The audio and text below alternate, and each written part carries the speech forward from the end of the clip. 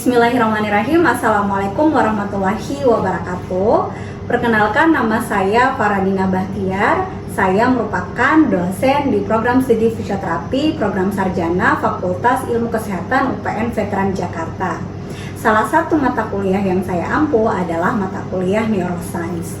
Mata kuliah ini didapatkan pada semester 2 dengan jumlah SKS 2 SKS teori. Jumlah pertemuan pada mata kuliah ini adalah sebanyak 16 kali pertemuan yang terdiri dari 14 kali pertemuan tatap muka dan 2 pertemuan untuk masing-masing UTS maupun UAS. Mata kuliah ini membahas mengenai konsep dasar neuroscience dalam kaitannya dengan gangguan masalah gerak dan fungsi sebagai kajian fisioterapi. Mata kuliah ini membahas konsep neuroscience, neuroanatomi, neurofisiologi, pemeriksaan fisioterapi, serta dasar penanganan fisioterapi pada masalah gangguan saraf. Rancangan mata kuliah ini menggunakan prinsip-prinsip dan konsep berbagai ilmu guna mendasari tindakan fisioterapi. Untuk CPL atau capaian pembelajaran lulusan pada mata kuliah Neuroscience terdiri dari aspek sikap, kemudian pengetahuan, keterampilan umum, dan keterampilan khusus. Untuk aspek sikap terdiri dari bertakwa kepada Tuhan Yang Maha Esa dan mampu menunjukkan sikap religius, moral, dan etika. Kemudian berkontribusi dalam peningkatan mutu kehidupan bermasyarakat, berbangsa, bernegara, cinta tanah air, dan kejuangan berdasarkan Pancasila. Untuk pengetahuan, mahasiswa mampu merangkaikan konsep teoritis pada ilmu biomedik, movement science, humaniora, sistem informasi, metodologi penelitian, bidang keilmuan fisioterapi, teknologi sumber fisis, iptek, dan biopsikososial yang berkaitan dengan fungsi dan gerak sebagai dasar dalam manajemen fisioterapi yang dilakukan secara mandiri dan kelompok sesuai batas kewenangan fisioterapis berlandaskan identitas bela negara dan evidence-based fisioterapi praktis. Untuk keterampilan umum, mampu memecahkan masalah dengan pemikiran logis, kritis, sistematis, dan inovatif dalam konteks pengembangan ilmu pengetahuan dan teknologi yang menerapkan nilai humaniora sesuai dengan bidang keahlian fisioterapi dalam bentuk karya ilmiah melalui bekerja secara mandiri maupun berkolaborasi dengan tenaga kesehatan lainnya dengan penuh bertanggung jawab, bermutu, dan terukur sesuai dengan kewenangan klinis. Lalu keterampilan khusus yaitu mampu memberikan pendidikan fisioterapi pada bidang muskuloskeletal, neuromuskular, kardiorespirasi, integumen, kesehatan reproduksi, pediatri, geriatri, olahraga, dan komunitas dengan terapi latihan fungsional sesuai dengan legalitas dan etika profesi pada layanan kesehatan berdasarkan evidence-based physiotherapy practice sebagai implementasi bela negara. Untuk capaian mata kuliah Neuroscience, CPMK 1 mampu menganalisis konsep dasar neuroscience pada bidang fisioterapi. CPMK 2 mampu mengidentifikasi sistem saraf pada manusia. CPMK 3 mampu mengkaji neuroanatomi dan neurofisiologi pada sistem saraf manusia. CPMK 4 mampu mengaplikasikan prinsip-prinsip neuroscience pada kondisi gangguan gerak dan fungsi tubuh manusia.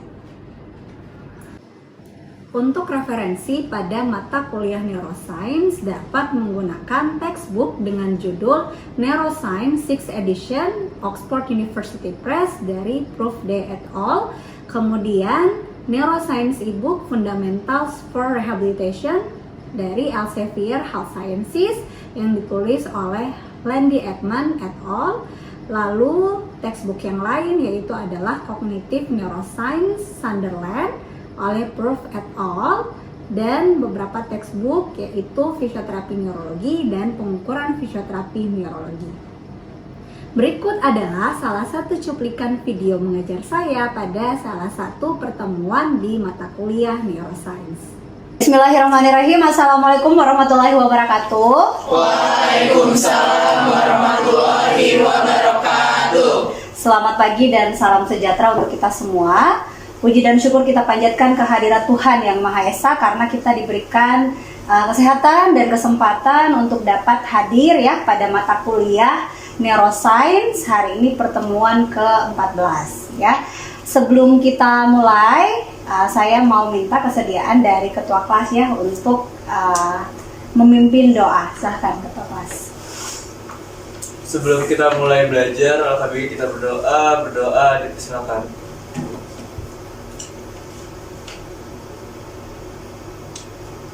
Berdoa selesai. Oke, baik, terima kasih. Oke, untuk pertemuan hari ini kita akan membahas tentang assessment, outcome measure, and goal setting in physiotherapy practice ya. Jadi kita akan sedikit ya menyinggung terkait dengan pemeriksaan fisioterapi, kemudian alat ukur yang mungkin digunakan, dan juga terkait dengan tujuan ya pada physiotherapy practice. Nah, sebelumnya teman-teman harus tahu dulu apa tujuan dari pembelajaran kita hari ini. Ya, jadi untuk learning objektifnya di akhir perkuliahan ini teman-teman mahasiswa mampu yang pertama mengerti terkait dengan bagaimana proses fisioterapi, kemudian yang kedua adalah mengidentifikasi dan menjelaskan tentang ICF model dan komponen. Ya, apa itu nanti akan kita bahas lebih lanjut. Oke, sebelum kita mulai ya, kita refresh dulu ingatannya tentang pertemuan minggu sebelumnya. Ya, di minggu sebelumnya kita sudah membahas terkait dengan peran fisioterapi pada kondisi neurologis ya, atau neurological condition. Ya, karena mata kuliah kita neuroscience, walaupun mata kuliah ini mata kuliah dasar, tentunya kita harus tahu kenapa sih kita perlu belajar ini sebagai seorang fisioterapis. Siapa yang bisa? Ya, silahkan Aray. Menurut saya, peran fisioterapi dalam neurologi itu bisa membantu dalam rehabilitasi pasien stroke, Bu. Oh iya, oke, baik. Jadi salah satunya misalnya pada pasien stroke ya. Kemudian kondisi-kondisi lain seperti traumatic brain injury ya, atau seseorang yang mengalami cedera misalnya pada otaknya, ataupun kondisi-kondisi neurologis lainnya. Nah, untuk proses fisioterapi ya, di sini terdiri dari assessment ya, kemudian ada diagnosis, planning, intervention, dan evaluation. Jadi sebagai calon fisioterapis, teman-teman tentunya harus tahu ya bagaimana peran kalian, apa yang akan kalian lakukan ya kepada pasien atau klien kalian. Jadi kita mulai dari assessment. Assessment ini adalah pemeriksaan ya, jadi pemeriksaan fisioterapi ya. Jadi di assessment ini ada examination dan evaluation. Jadi di assessment ini kita melakukan proses yang namanya anamnesis. Lalu juga ada proses evaluasi dari hasil pemeriksaan yang kita lakukan. Yang kedua adalah diagnosis ya. Setelah kita melakukan assessment tadi ya, pemeriksaan, kita mendiagnosis. Bisa nggak kita mendiagnosis? Bisa ya. Jadi yang kita diagnosis bukan dari diagnosis medisnya, karena itu bukan kewenangan kita. Lanjut planning. Setelah kita mendiagnosis, tentunya kita akan merencanakan ya, apa yang direncanakan. Yang direncanakan itu tentunya apa sih tujuan yang ingin dicapai ya untuk pasien atau klien kita, intervensi apa sih yang akan diberikan kepada pasien atau klien kita. Nah, intervention atau treatment gitu ya, setelah kita merencanakan ya, kita tentunya akan memberikan intervensi atau treatment, penanganan fisioterapi ya. Jadi tidak hanya sampai diagnosis, tidak hanya sampai merencanakan, tapi juga yang penting di sini adalah kita melakukan tindakan fisioterapi. Selanjutnya adalah evaluation ya. Evaluasi. Setelah kita memberikan intervensi, kita evaluasi. Ya, evaluation necessitates re-examination for the purpose of evaluating outcomes. Jadi, ketika kita melakukan pemeriksaan, kita butuh alat ukur ya. Kalau nyeri kita pakai VAS ya, visual analog scale ya. Jadi kita tidak menerawang pasien ini nyerinya, enggak ya. Jadi kita melakukan pemeriksaan yang sifatnya objektif. Jadi ada hasilnya gitu. Kemudian kita kasih intervensi, contohnya tadi kita kasih TENS untuk nyeri. Ada tidak perubahannya? Ya, itu adalah proses evaluasi. Kita kasih pasien dia lemah, kita misalnya kasih strengthening exercise ya. Lalu kita ukur dulu tentunya ya kekuatan ototnya dengan MMT, kemudian kita berikan exercise, kemudian kita ukur kembali. Gitu. Ada tidak perubahan ya? Kemudian ini ada 4 komponen ya dalam status kesehatan ya, meliputi disease, penyakit, impairment ya, gangguan, kemudian functional limitation atau keterbatasan fungsi, dan disability ya. Nah, disease atau penyakit itu refers to an ongoing pathological state that is delineated by a particular cluster of signs and symptoms. Jadi penyakit itu merujuk kepada kondisi patologis ya yang dialami oleh seseorang yang biasanya ditandai dengan sign, tanda, dan gejala ya. Kemudian kalau impairment, alteration in anatomical, physiological or psychological structure or function. Jadi ada perubahan ya, anatomi, fisiologi, psikologis ya, strukturnya maupun fungsinya ya. Kemudian functional limitation, the result of impairment. Jadi tadi berutnya disease, impairment, kemudian functional limitation ini adalah hasil dari impairment tadi ya, and consisted of an individual's inability to perform the tasks and activities. Jadi ketidakmampuan dari seseorang untuk melakukan tugas atau aktivitas hidupnya sehari-hari ya, karena ada impairment tadi. Kemudian disability, the term disability for patterns of behavior that emerge over long period of time. Jadi dari functional limitation ini ketika dia dalam rentetan waktu yang lama atau ya long period of time, nah ini dikategorikan sebagai disability ya. Jadi during which an individual experience functional limitation. Jadi karena keterbatasan fungsi tadi ini dalam waktu yang lama ini bisa mengakibatkan disabilitas ya atau kecacatan ya. Sekarang kita brainstorming dulu ya, biar bukan saya yang ngomong terus.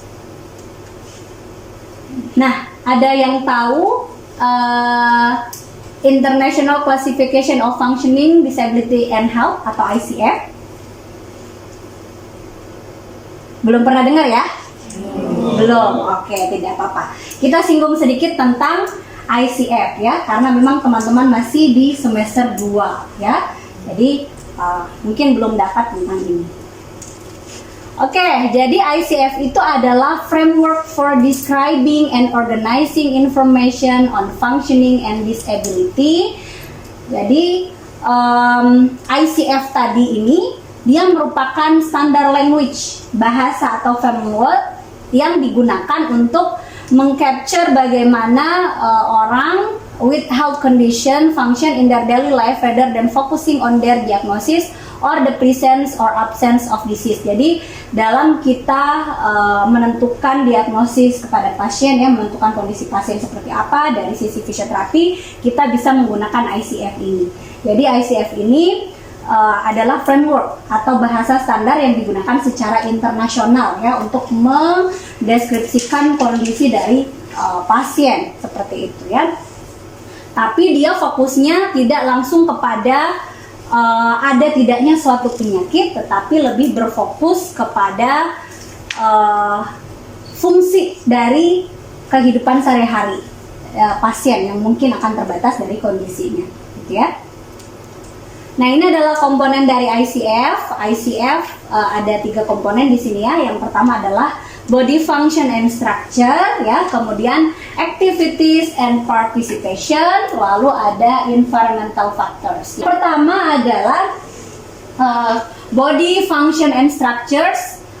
body function itu apa ya? Tentunya fungsi tubuh ya. Fungsi tubuh itu apa? The physiological function of body system including psychological function. Jadi fungsi fisiologis ya maupun psikologis ya. Lalu body structure. Kalau struktur tubuh kita bisa membedakan di antara fungsi dan struktur. Struktur itu secara anatomi ya, anatomis ya. Anatomical parts of the body such as organ ya, limbs atau ekstremitas dan komponen-komponennya. Ya, kemudian impairments ya. Impairments ini adalah problem atau masalah dari body function dan body structure ya. Ketika function dan structure bermasalah, inilah yang disebut dengan impairments ya. Jadi problems in body function and structure such as significant deviation or loss ya. Jadi ICF itu ada pengkodean ya. Jadi kita tidak perlu hafal ya. Jadi memang ada untuk kodenya. Codes relating to body function start with B. Jadi kalau yang body function tadi dia akan diindikasikan dengan huruf B ya. Kemudian yang terkait dengan body structure dia akan diindikasikan dengan S. Ya, misalnya structure of shoulder region, structure of areas of skin dan sebagainya. Lalu yang kedua adalah activities and participation. Apa itu activity atau aktivitas ya? Aktivitas itu the execution of a task or action by an individual ya. Activity limitation, difficulties an individual may have in executing activities. Jadi kalau ada kata limitationnya, ini adalah keterbatasan dalam melakukan aktivitas ya. Kalau seseorang mengalami impairments ya atau gangguan fungsi dan struktur tadi, tentunya aktivitasnya akan menjadi terbatas ya. Participation, involvement in a life situation. Participation ini artinya adalah keterlibatan kita ya dalam situasi hidup sehari-hari gitu ya. Participation restriction ini adalah masalah yang dihadapi oleh seseorang ya terkait dengan keterlibatan dia dalam kehidupan sehari-hari. Nah ini contohnya ya, dia ditandai dengan D ya kodenya. Jadi misalnya D230 carrying out daily routine ya, kemudian transferring oneself, driving, toileting gitu ya, community life, recreation and leisure. Nah, yang terakhir adalah environmental factors atau faktor lingkungan ya. Serius banget nih mukanya. Nah, jadi faktor lingkungan. Jadi faktor lingkungan ini the physical and social and attitudinal environment in which people live and conduct their life. Coba diperhatikan gambar ini. Ya, lihat ya gambarnya. Menurut teman-teman, lingkungannya yang salah atau orangnya yang salah di sini? Lingkungannya ya. Jadi harusnya lingkungan ini bisa memfasilitasi ya orang-orang misalnya yang mengalami disabilitas untuk bisa tetap melaksanakan aktivitas atau partisipasi dalam kehidupan sehari-harinya. Di sini dia pengkodeannya adalah E ya, environment tadi. Misalnya products and technology for people use in daily living, design, construction and building products and technology. Jadi lingkungan itu bisa menjadi faktor penghambat atau fasilitator untuk seseorang yang tadi mengalami gangguan. Nah ini contohnya ya pada pasien spinal cord injury. Ya pernah dengar ya? Ya jadi spinal cord injury ini ada gangguan pada spinal cordnya, biasanya bisa karena cedera yang sangat fatal ya, yang mengakibatkan ada gangguan pada spinal cordnya ya. Karena kalau spinal cord yang kena maka bisa mengakibatkan kelumpuhan ya, kelumpuhan. Nah contohnya di sini problems of muscle power, functions and structure of spinal cord. Ini tadi terkait dengan body function and structure ya.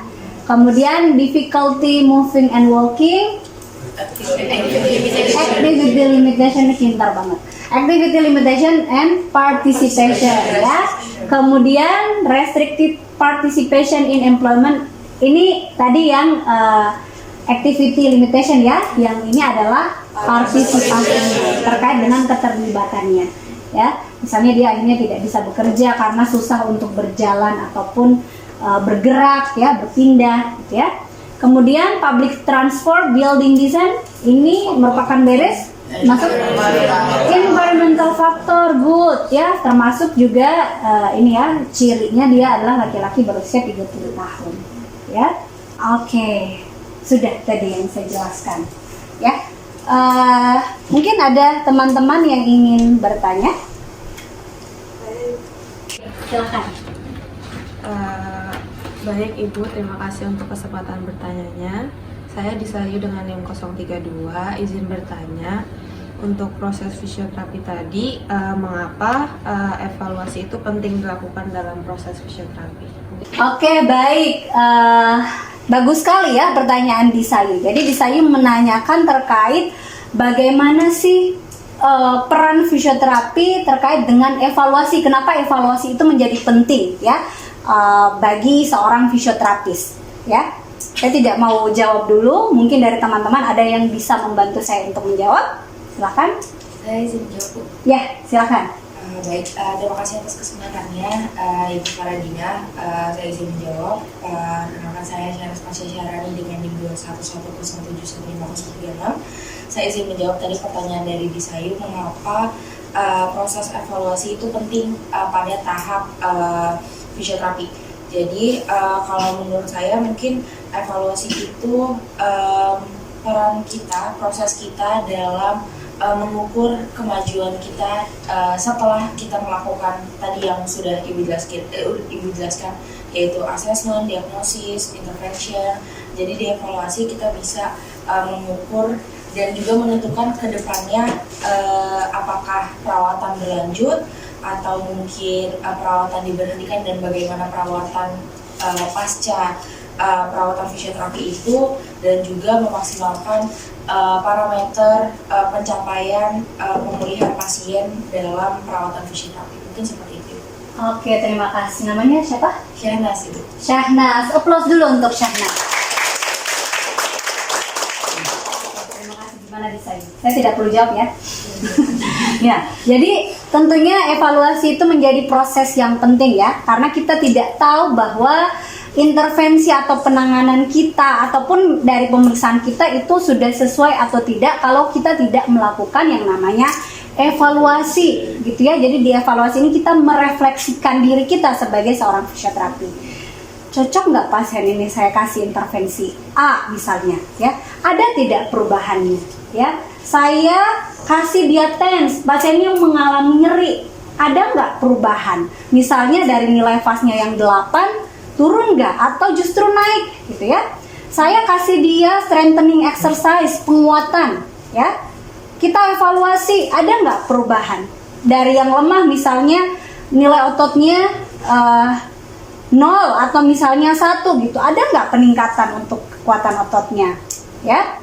Kalau misalnya tidak ada, kita tentunya bisa melakukan tindakan yang lainnya ya. Contohnya kita merujuk pasien mungkin ya untuk melakukan pemeriksaan lebih lanjut gitu ya, atau mungkin secara psikologis pasien mengalami gangguan gitu ya, kita juga bisa refer, misalnya minta coba ke psikolog dulu gitu ya. Karena pun kalau kita menangani aspek fisik pasien, kemudian mungkin pasien tidak termotivasi gitu ya untuk melakukan latihan terapi, maka mungkin juga tidak akan ada perubahan. Sehingga tentunya kita butuh untuk berkolaborasi ya. Itulah pentingnya interprofessional collaboration ya.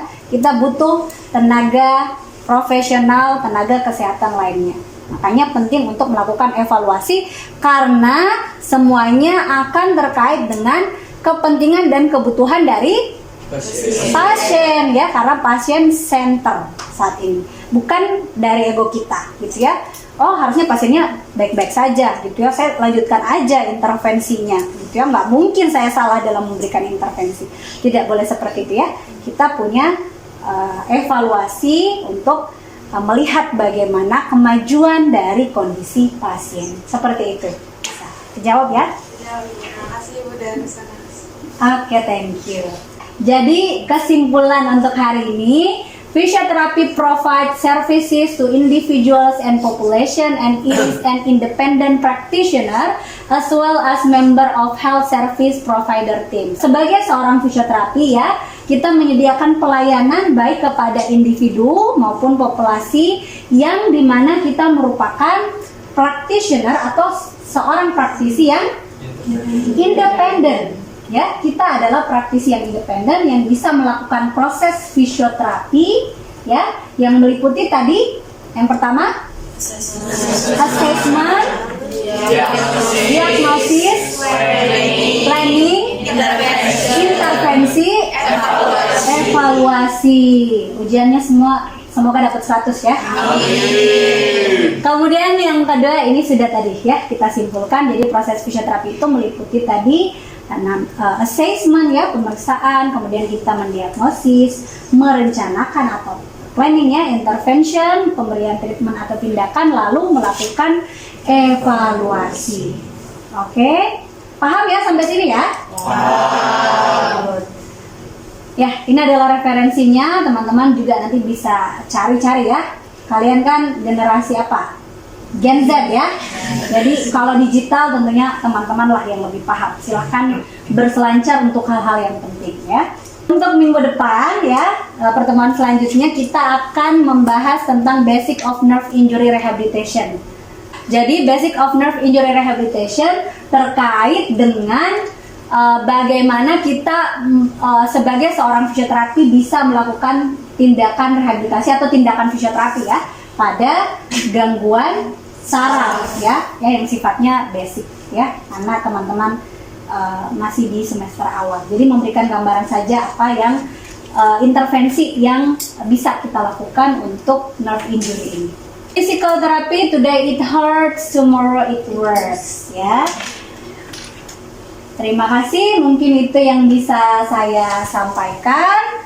Wassalamualaikum warahmatullahi wabarakatuh. Waalaikumsalam warahmatullahi wabarakatuh. Terima kasih Bu Dina. Oke, sama-sama.